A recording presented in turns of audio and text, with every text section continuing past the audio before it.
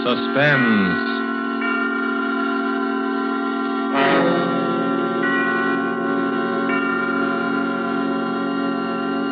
This is the Man in Black, here again to introduce Columbia's program, Suspense. Tonight, in one of her rare radio appearances, we bring you a star who has occupied a unique place in the affections of moviegoers ever since the screen first became of age, Miss Lillian Gish. Appearing with Miss Gish are two distinguished players, Mr. Ray Collins of the Metro-Goldwyn-Mayer fold, whose current release is Thousands Cheer, and Mr. Bramwell Fletcher, who has ornamented many a stage and film success. There are only three players in Marry for Murder, which is tonight's tale of suspense. Only three characters in this story, whose beginning and end are shrouded in a dense down-east fog. A story of slow terror and swift death, planned by a brilliant murderer. And so with the performances of Lillian Gish as Letty Hawthorne, a frightened, neurotic creature who seemed destined to be a perfect victim, of Bramwell Fletcher as Mark Taylor, so handsome and attentive, and of Ray Collins as the lawyer, Philip Alden, who relates these events to us, we again hope to keep you in suspense.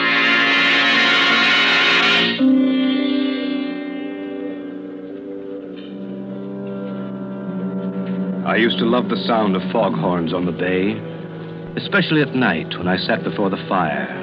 Let their lonely wail weave a contrast between my snug comfort and the gray immensity outside. But I've lost my taste for them now. Lost it on the night I heard them moan a dirge of death.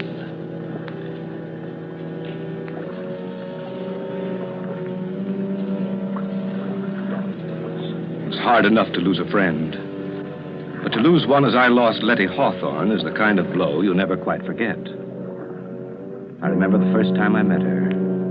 It had fogged up all of a sudden, as it does here on the Cape. But Ann Wentworth held her Sunday night supper as usual. Letty was the only stranger there, a newcomer to the Cape.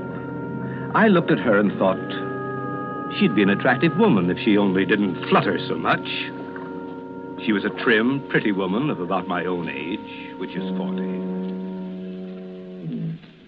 You're Philip Alden, the lawyer, aren't you? Oh, what a pleasure to meet so many nice people. There go those foghorns again. Yes, Does one really get used to them in time? Well, I love the Cape, but I can hardly bear that sound. So depressing, isn't it? So morbid. Well, to your first question, yes, I'm Alden, an attorney. As for the foghorns, well, if you stay with us for a few years, you won't be able to live without them, Mrs. Hawthorne. It is Mrs. Hawthorne, isn't it? Mm-hmm. Anne never gets around to introducing people. It's her only fault. Oh, I never stand on ceremony. That's my fault if you consider it one. Besides, I knew you at once, you see, and you knew me. Don't you think that's a promising beginning? I never thought of it that way. Oh, dearie me. There it goes again. It makes me think of ghosts walking over my grave. How can you bear it? They do serve a very important purpose, you know. Oh, I suppose they do, but they give me the shudders. As a matter of fact, I find them comforting. I made Jane Hart promise to stay with me tonight if the fog doesn't lift. I daren't be alone. You see, I'm still a bit nervous. Oh? I've been ill, you know, and the doctor prescribed complete rest and quiet. I see. That's why I came up here. Well, you'll find what you're looking for here, I'm sure. Oh, do you think so? I do hope I will. My nerves are simply shattered. Mr. Hawthorne's dead, you see. Such a tragedy. I'm terribly sorry. You see, it happened so suddenly. I can't quite believe Can that. I get you some of Anne's cider cup? That's one of our Sunday night features. Oh, thank you. That would be so nice. It's such a comfort to have a man take care of one again. You make me feel so protected. I know we're going to be great friends, aren't we?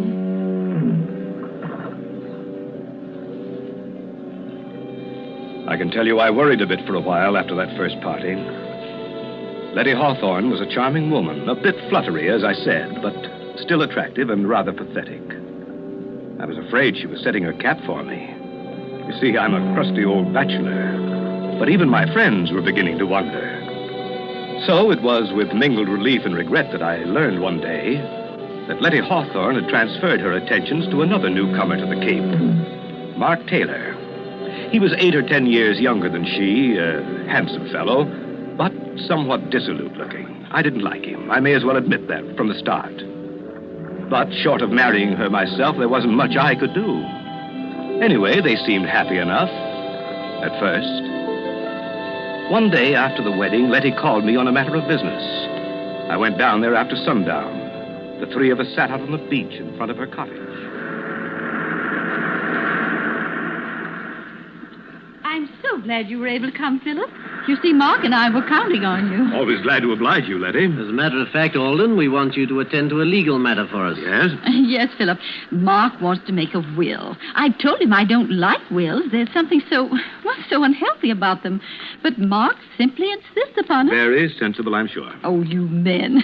You're all alike. It needn't be a very elaborate affair, Alden. Just a simple document stating that I leave all my property to Letty. Well, if he does that, Philip, I want you to make out a will for me, too. Leaving everything I have to Mark. But Letty, there's no need... No, I insist. Oh, well, Alden here is going to think I married you for your money. Money? Oh, why, I really don't know anything at all about my affairs. Really, I don't. Frank, Mr. Hawthorne always used to say, Letty, I really think you know less about business than a child. I left the management of his estate entirely to his secretary, you know. Well, just some simple document that makes my intention clear. You know the form, Alden. And, of course, if Letty insists... But I do. We'll have twin wills. It doesn't sound so frightening that way. The way Letty talks about wills, you can tell she has a secret vice, can't you? A secret vice? My wife's a murder mystery fan, Alden. I didn't find out until it was too late. Oh, Mark, you silly... When you say that, Taylor, smile. I'm a detective fan myself. It's a busman's holiday, of course, but I always read the latest whodunits. If my father hadn't insisted that I follow in his footsteps, I'd have been a detective instead of a lawyer. Really? How interesting. Tell us, Philip, do you ever get any cases like the ones we read about? Well, if you want my opinion, the chief difference between fact and fiction is that the author of a novel wants you to see the pattern and the author of a murder tries to hide it. Oh. Well, what do you mean by that? Well, take your case, for example. You and Letty are making out your wills. I heard her say that she wanted to leave her money to you. But how do I know the idea just sprang into her head of its own accord? How do I know that you didn't plant it there? Plant it? What do you mean? Why, what possible reason could I have? Well, as things stand now, there's no reason for me to ask if you planted the idea in her head. But if Letty were found dead... Dead? Oh, Philip, how dreadful. How can you even think such thoughts? Mark, darling, how terrible for you. Philip, you're to apologize this minute. No, Letty. Philip was just trying to explain. Well, I won't have him talking about such horrible things. Of course, I didn't mean you to. I was just using you as an example. Well, I didn't mean to be rude, Philip, but, well, you know my nerves, and it's getting dark. And... Oh, the bay is beautiful at night, of course, but I've always been afraid of the water. That's why I've had such a time persuading her to come out for a sail. The Artemis has been tied up all summer waiting. It's just silly, I know. And I will go with you, Mark. But let's do wait for a calm day. You know, Letty's idea of a sail is to sit becalmed half a mile offshore. My wife has perfect confidence in me, you see. Oh, Mark, it isn't that. You're making fun of me, aren't you? Of course, I trust you completely, but... well, I'm not very athletic. You're missing one of the treats of the Cape if you don't sail. But I shall. Of course I shall, and soon. And what's more, I'm going to get Mark to teach me to handle the Artemis. Well, I'll be looking forward to seeing your sails on the bay then. Oh, Mark, a storm. I better be getting home before it breaks. Are you sure you'll be all right? Oh, I'm simply terrified of thunder. Wouldn't you rather stop with us? Oh, I can make it to town. Stop by tomorrow, won't you, Alden? Or as soon as you have those papers. Right. Now, you won't be nervous after our talk of wills and murders. But of course you won't. I'm such a coward myself that I can never understand how other people can be so brave. You know, Philip, Letty's helplessness is one of her chief charms. Sometimes I suspect she exaggerates it just to make me feel important. Oh, Mark, you mustn't. Giving all my secrets away. Well, don't worry about me or the wills, Letty. Someday you'll frighten yourself to death.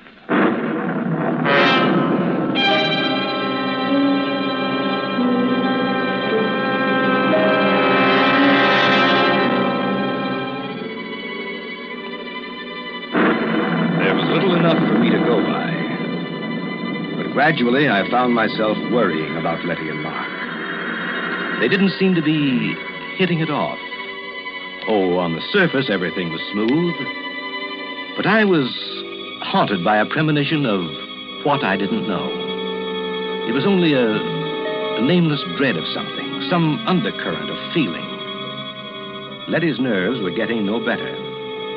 In fact, she seemed more tense, more frightened than ever. Yet she was making an effort to meet Mark halfway. Many times I saw them out sailing. Only when Letty returned after a day on the water, she seemed pinched and white. While Mark appeared to be glowing with vitality, Letty grew paler and more distracted. I realized suddenly that she was a middle-aged woman. One day in town, I met them in the general store. They'd been quarreling. But I tell you, Mark, you're just imagining it. I hate to have that stuff around, as you very well know. You read all kinds of stories about the way it gets mixed up in food. Oh, nonsense. Well, I'm sure there aren't any rats around the boathouse. I'd know if there were. I'm simply terrified of them. But I can't bear thinking of having poison around. Why, I'd be worried all the time. Oh, Letty, for heaven's sake, stop being childish. I didn't put traps around because you didn't want them. Now that I'm trying to get rid of them in another way, you make a scene.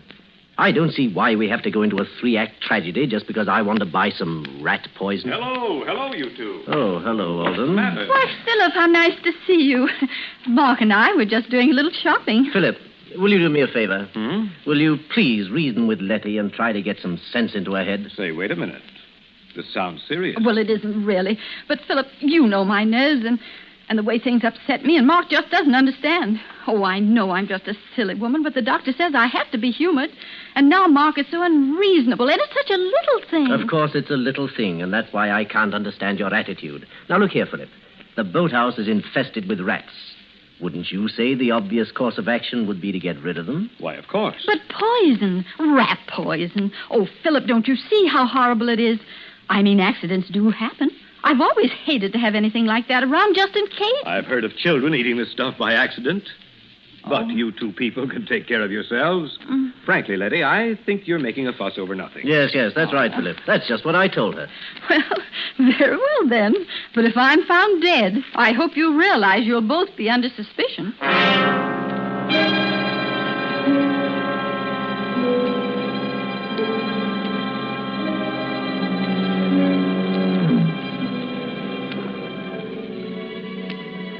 Seemed a foolish quarrel at the time. Yet when I left them, I kept hearing Letty's voice. Very well, then. But if I'm found dead... Very well, then. But if I'm found dead... Very well, then. But if I'm found dead... Suddenly, a monstrous idea occurred to me. I wondered if Letty had been trying to warn me. And then the horrible suspicion broke. All the trifling things began to add up. Letty's nervousness, her fear of sailing with Mark, her terror of having the poison in the house. But why? Why should she be afraid of Mark? What motive had he? And then I knew. I had helped to give him the motive when I drew up Letty's will. Yet my whole case was founded on thin air. Figment of a nervous imagination. I had to be sure. I had to keep an eye on them. I found myself making excuses. Excuses to drop by at their cottage. Who is it, Letty? Who's there? It's Philip. Oh, Philip. Well. Hello. You're almost getting to be a member of the family. Well, I just thought I'd ask you to help me eat the first bluefish of the season. There's too much here for an old bachelor like me. Why, Philip Alden, if you aren't the most thoughtful person. How perfectly sweet of you. Of course you'll stay to dinner. We'll have a real feast. Yes. You might as well stay as long as you're here. Oh, thank you. If you're sure I won't be intruding. Intruding? Why, of course not. And you can help me get the dinner ready. Well, I'd be glad to, but won't I be in Anna's way? Anna's gone. Gone? Why, I thought you were well satisfied with her. And so we were, Philip. But Anna didn't seem to be satisfied with us. In fact, they've all gone. All? Yes. Anna and Elsie and Otto, the handyman. They just walked out and left us. Well, for heaven's sake. Since the ship and engine place opened on the heights, nobody can keep a servant. Can't blame them myself. I wonder. I don't believe Anna'd take a job at the ship and engine. Anyhow, it does seem strange they all went at once, doesn't it? Letty, I do wish you'd stop dramatizing everything. Ship and engine just opened. The call went out for help.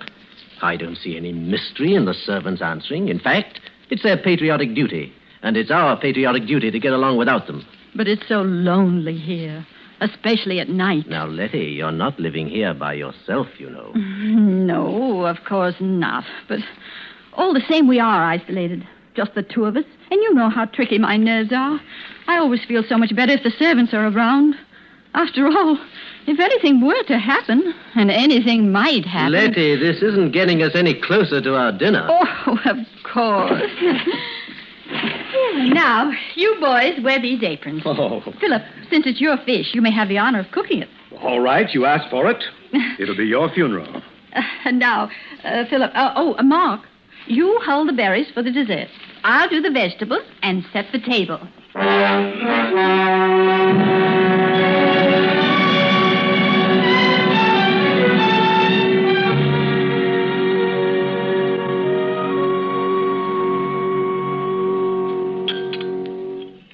Well, for a seasoned bachelor, this dinner's a rare treat, Letty. Oh, I'm so glad you enjoyed it, Philip. Though I don't deserve the credit. That bluefish was simply delicious. How did you manage to catch it all by yourself? I always think men are so wonderful. Well, I'd be glad to take you both the next time I go fishing. It's good fun. Fresh air would be good for you, Letty. Oh, no, I couldn't. Well, I'm still just a wee bit nervous about the water. Though I tried terribly hard, haven't I, Mark? Yes. I've been good about the sailing. But you know I'm learning to manage the Artemis all by myself, aren't I, Mark? Mm-hmm. I don't write my name in the wake anymore, do I? Yes, Letty's a real hand at the tiller. She'll be a better sailor than I am soon, you see. You'd have seen her take the Artemis into harbor the other day. You did, all right? Yes, she came through that channel with a breeze against her. I wanted to take it over, afraid she'd run into the mud flats. But no, she coaxed it all the way, and we came in under sail. Yes, and I wanted to do it all by myself, even though I was terrified. Well, good for you. Why, that's really a splendid accomplishment. I've been negotiating the harbor for years, but I confess that I have trouble every now and then. Well, since nobody wants any more berries, I guess it's time to do the dishes. Now, I'll show you what a good hand I am as a dishwasher. Wait a minute. That's my job. Here. No, Here. I'll clean and wash.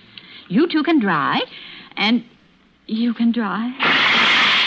Letty, what is it? Well, you shouldn't have tried to carry that tray. No, it's not that. Why, Letty, what's happened to you? You look ghastly. I'm afraid something I ate. Here. You better lie down. Oh, I'll carry her upstairs. Get a doctor, will you? I'm afraid, Mark. I'm afraid I've been poisoned.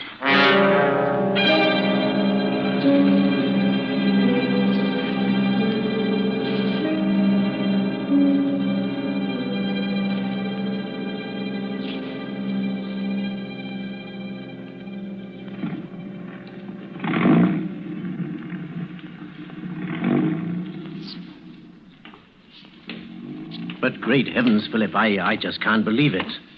Arsenic, poisoning? Do you think Dr. Potter knows what he's talking about?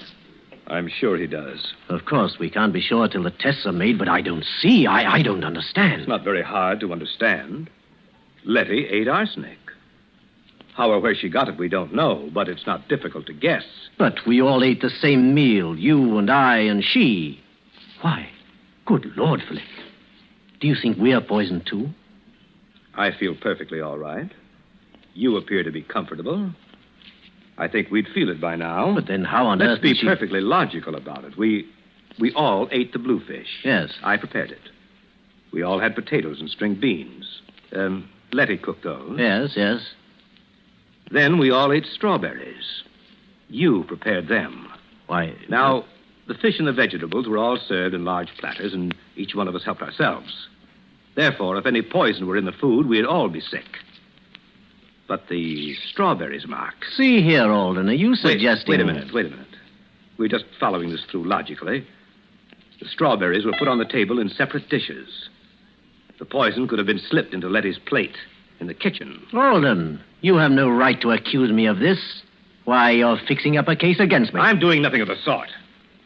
In any event, I think you might worry less about your own skin and more about Letty. Thanks. I think I can take care of my own wife. Nevertheless, I suggest you get someone to help you. I'm perfectly well able to nurse her myself. If I were you, I'd have someone else as well. I'll send Mrs. Halstead over from town. She's an experienced, practical nurse. What I've always appreciated about you, Philip, is the way you mind your own business. I'll be going now. Mrs. Halstead will be along as soon as I can get her.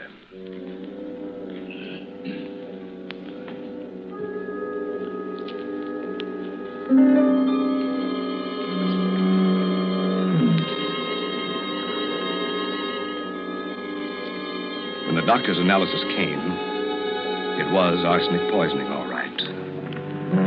There were traces of arsenic in the sugar on Letty's dish. Letty was recovering. The dose wasn't large enough to kill her. Mrs. Halstead was installed as nurse and housekeeper. Just then business called me to New York, where I found myself worrying about Letty. I couldn't get her out of my mind. Very well, then. But if I'm found dead... I was bothered by a few loose ends in Letty's problem. The sort of questions that would occur to a legal mind. So I decided to spend an evening in the reference room of the law library among the files, where I found out enough about Mark and Letty Taylor to send me racing back to the Cape. And I knew I had to hurry if I was to prevent a devilish murder.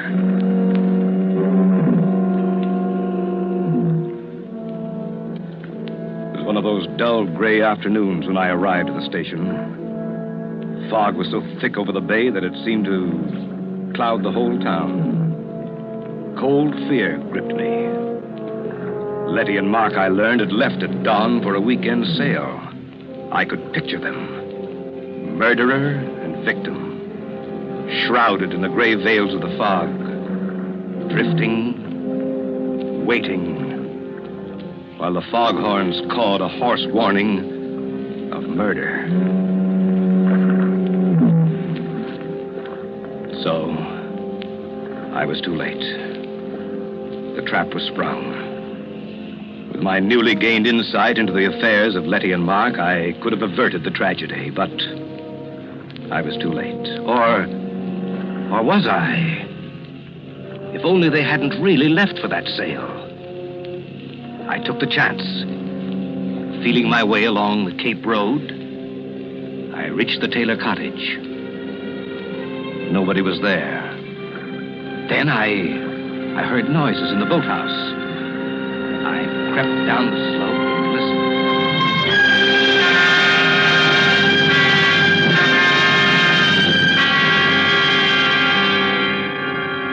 Oh, Mark, you fool. Philip Alden will be sure you planned to murder me for my money. I saw the suspicion dawn in his mind that day we made out our twin wills. I saw it grow when I was seen in the general store and you brought the rat poison. And that night when I was taken ill, he was sure. Do you hear me? Sure.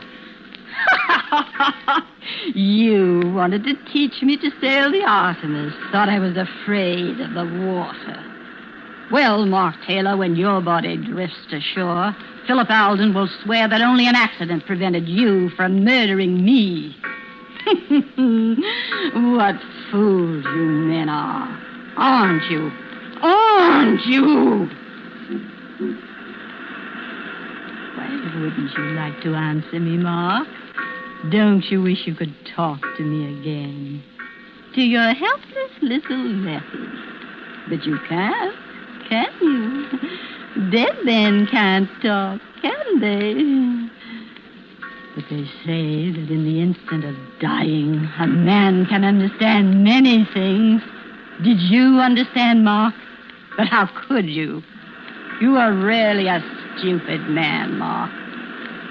Didn't you ever wonder about my former husband and his tragic death? Didn't you ever want to know about Frank Hawthorne? He did. At the very end, he wondered about his predecessor, George Martin. Strange how both died in a yachting accident, isn't it? Frank died off the coast of California. And George was drowned in the Gulf of Mexico. And now you, Mark, your body will be found someplace along the Cape here, I suppose. Oh, what bad luck I've had with my husbands. But how thoughtful all of you were to leave me your property. Too bad I'm such an extravagant widow, isn't it? For I do run through money. I wasn't lying about that. Oh, dear, I wish you could help me get your body to the Artemis. If only you hadn't insisted on turning back when the fog rose. I could have killed you so much more neatly.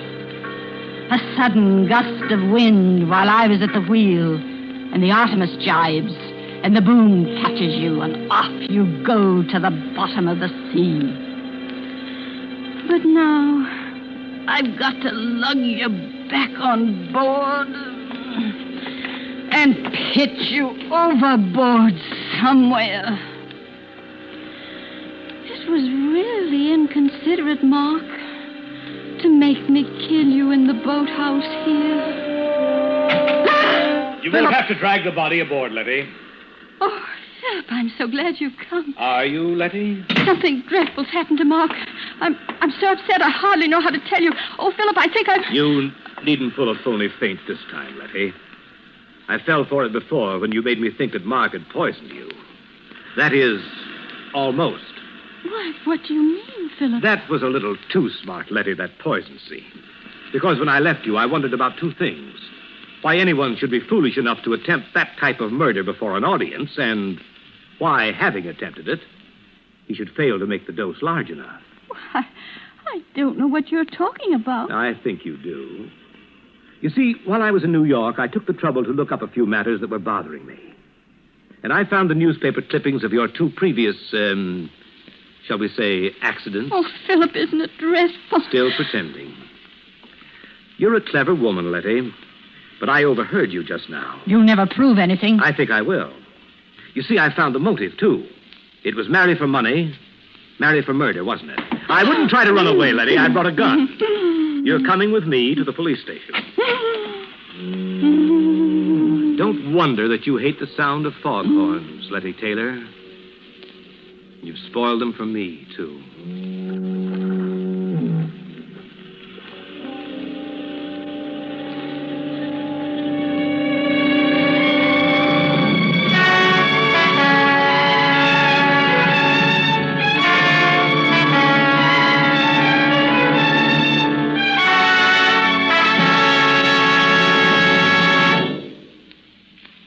And so closes Marry for Murder, starring Lillian Gish with Ray Collins and Bramwell Fletcher. Tonight's tale of Suspense.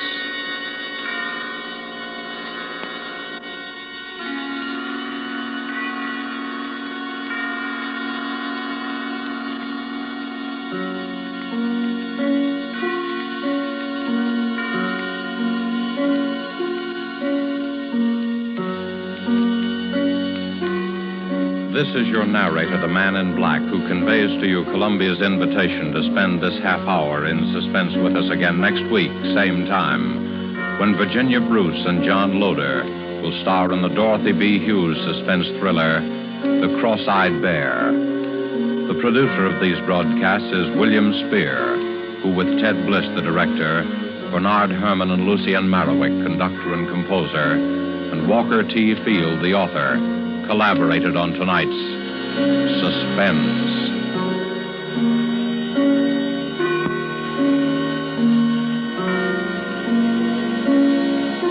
This is CBS, the Columbia Broadcasting System.